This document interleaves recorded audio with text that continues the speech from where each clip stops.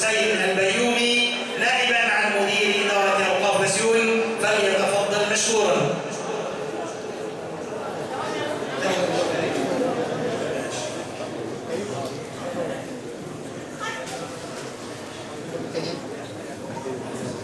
بس جرب المايك الأوقاف يا سيدنا عشان الخريطة هو الثاني.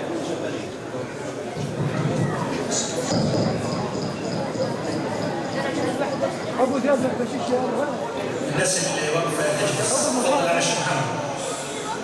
بسم الله الرحمن الرحيم. الحمد لله رب العالمين، والصلاة والسلام على سيد النبيين وإمام المرسلين سيدنا محمد وعلى آله وأصحابه أجمعين، ثم أما بعد، فلقد ألبسني فضيلة الشيخ أحمد مفرح ثوبا واسعا فضفاضا أراني أتعثر فيه، ولست أهلا لذلك في أن يقدمني أو أن قدمني أمام فضيلة الدكتور محمود الملاح شيخي وأستاذي، وفضيلة الشيخ عبد الرحيم قاطور، وإن حديثي بين يدي أساتذتي ومشايخنا وعلمائنا إنما هو من باب حديث المفضول مع وجود الأفضل. ودائما ما كررت أن حديثي بين يدي العلماء كحديث الهدهد بين يدي سليمان، فالهدهد هو الهدهد وسليمان هو سليمان. نحن اجتمعنا في بيت من بيوت الله سبحانه وتعالى، واجتمعنا في شهر له بركته، وشهر له كرامته،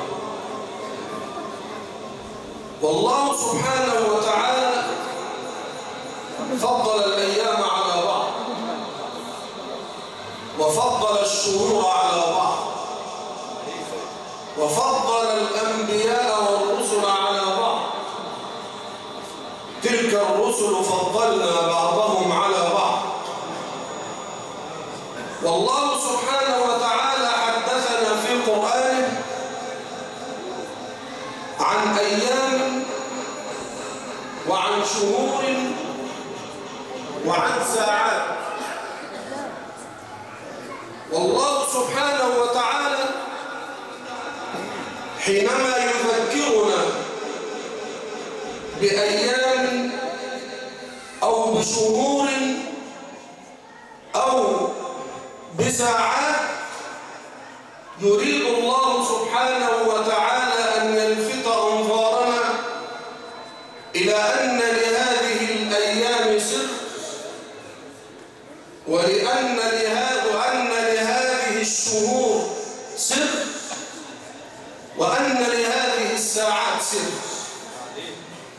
فإن ذكرنا الله بشيء من الأيام أو الشهور أو الساعات أو الأحداث فاعلموا أن لها سر، فابحثوا عن هذا السر. فالله سبحانه وتعالى يقول في رمضان أياما معدودات، فهي أيام لها سر، وسرها في نزول القرآن فيها. وحدثنا عن الحج أشهر معلومات، فأشهر الحج لها سر، وسرها في يوم عرفة. وحدثنا الله سبحانه وتعالى عن شهر شعبان في تحويل القبلة على أصح الأقوال، أن تحويل القبلة وقع في شهر شعبان، فأنزل الله سبحانه وتعالى: سيقول السفهاء من الناس ما ولاهم عن قبلتهم التي كانوا عليها قل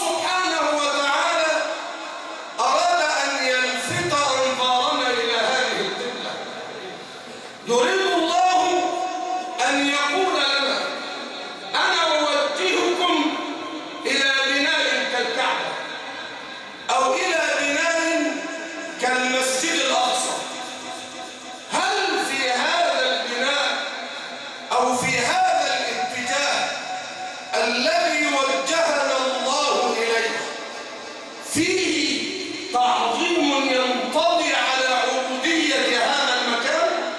أبدا. الله هو المعبود، والله هو المقصود، والله هو الخالق، والله هو الرازق، هو الذي خلق الإنس والجن، خلق الحجر والشجر. قل إن صلاتي ونسكي ومحياي ومماتي لله رب العالمين لا شريك له وبذلك أمرت وأنا أول المسلمين.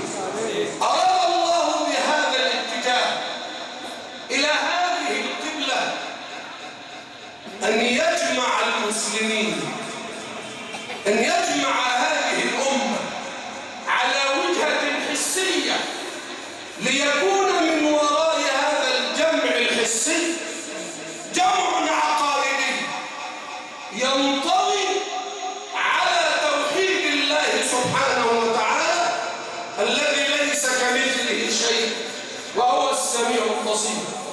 تخيلوا لو لم تكن هناك وجهة واحدة، اتجاه واحد إلى الكعبة أو إلى المسجد الأقصى، والناس يصلون، جماعة يصلون ناحية اليمين وأخرى يصلون ناحية اليسار، وهذا يصلي فينظر إلى أعلى وهذا يصلي فينظر إلى أسفل، لكان منظر المسلمين مضحك متفرق متشتت. فالله أراد أن يجمع هذه الأمة فوحد قبلتها ووحد شريعتها ووحد عقيدتها ووحد أسوتها. صلى الله عليه وسلم: إن هذه أمتكم أمة واحدة وأنا ربكم فاعبدون، وإن هذه أمتكم أمة واحدة وأنا ربكم فاتقون.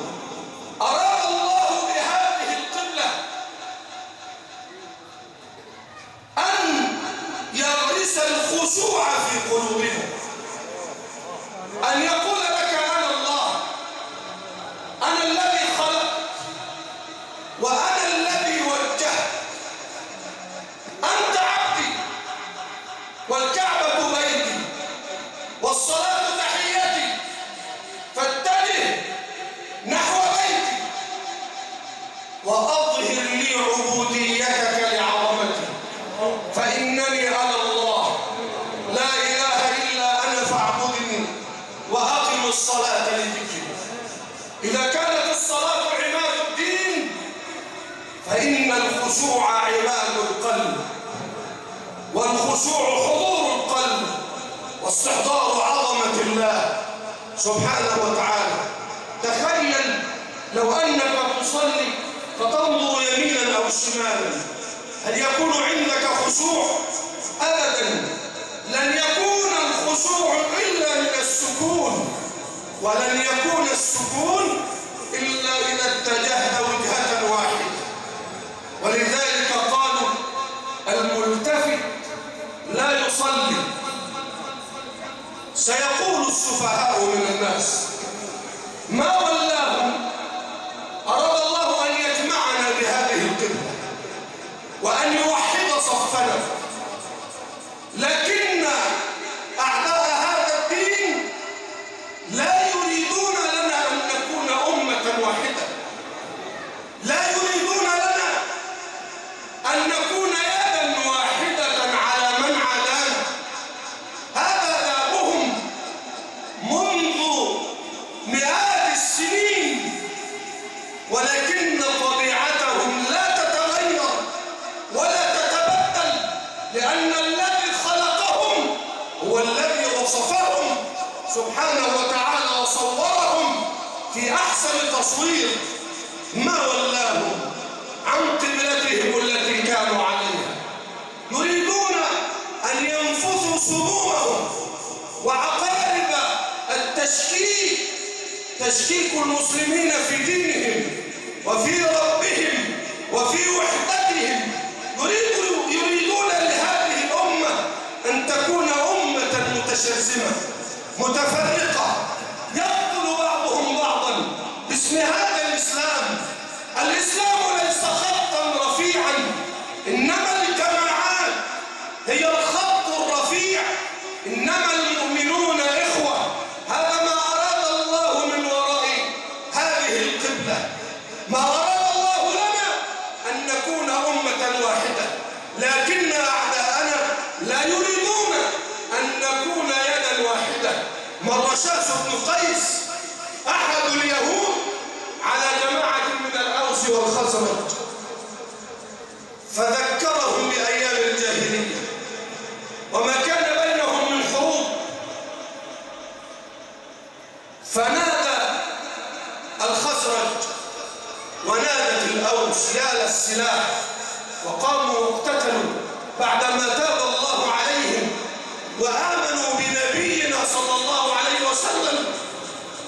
فما أن سمع النبي صلى الله عليه وسلم حتى جاءهم وقرأ عليهم القرآن فهدأت نفوسهم، فأنزل الله قوله يا أيها الذين آمنوا إن تطيعوا فريقا من الذين أوتوا الكتاب يردوكم بعد إيمانكم كافرين وكيف تكفرون وأنتم تتلى عليكم آيات الله وفيكم رسوله ومن يعتصم بالله فقد هدي إلى صراط مستقيم ثم يرشدنا إلى المخرج واعتصموا بحبل الله جميعا ولا تفرقوا واذكروا نعمة الله عليكم إذ كنتم أعداء فألف بين قلوبكم فأصبحتم بنعمته إخوانا.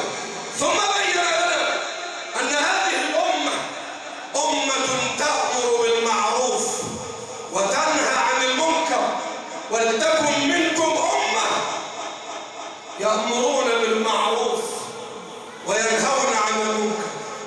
الله يريد أن يجمعنا والشيطان يريد أن يفرقنا، فكل آمر بالمعروف وناهي عن المنكر يدعو الناس إلى أن يكونوا أمة واحدة فهو داع إلى الله، وكل آمر بالمعروف وناهي عن المنكر يدعو هذه الأمة إلى أن تتشرذم وأن تتفرق فهو من أبناء الشيطان.